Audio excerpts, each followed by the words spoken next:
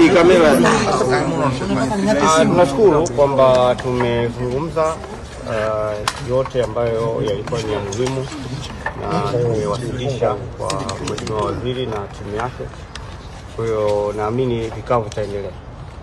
Labda kubwa ni lipi ambalo mlijadiliwa? Mara ya kwanza wakati unaingia ulisema haujajua agenda. Labda agenda imekuwa ni nini? Maendeleo ya soka Tanzania. Halihusiani na mchezo namba 184 dhidi ya Yanga? Maendeleo ya soka Tanzania.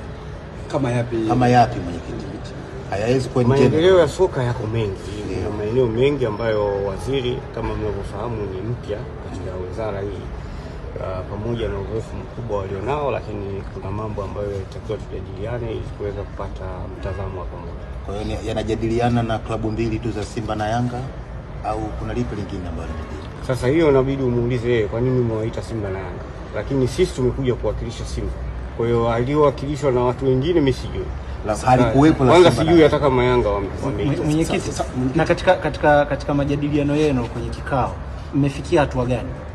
Kwenye hayo vikao vinaendelea.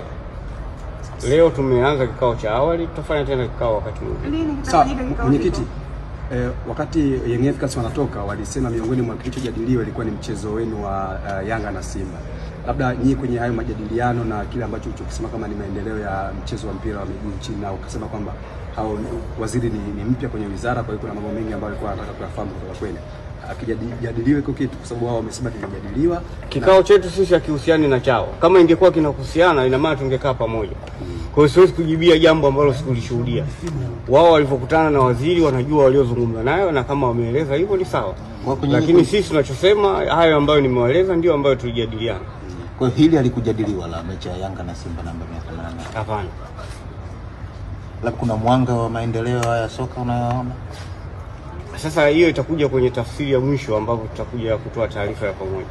Sawa, mwenyekiti, hatima ya dabi yenu sasa imefikia wapi mpaka sasa? Mamlaka si imeshasema mechi itapangiwa tarehe. Kuna haja gani tena ya kusema hatima? Kuna hatima gani nyingine? Hamna hatima. Hatima mpira utachezwa tu siku nyingine kama itakavyopangwa. Wao wanashikilia kanuni, lakini kanuni hiyo inaipa mamlaka bodi ya ligi kubadilisha mchezo muda wote pale ambapo wanaona inafaa. Sasa uwezo ukachukua sifa ya tembo ukachagua kwa kulitaja sikio au mguu peke yake. Ukitaja tembo inabidi umchukue wote. Kwa hiyo kanuni hizo kuna vipengele zaidi ya 54. Sasa unawezaje wewe kutumia kipengele kimoja tu peke yake? Inabidi uwe na fikra nzuri zaidi. Niwatakie jioni njema, asanteni sana. Kwa hiyo derby itachezwa. Ndio za ubingwa ligi kuu vipi? Ndio tunaendelea, ligi zinaendelea. Hapo kwa mwisho wetu wanaanza.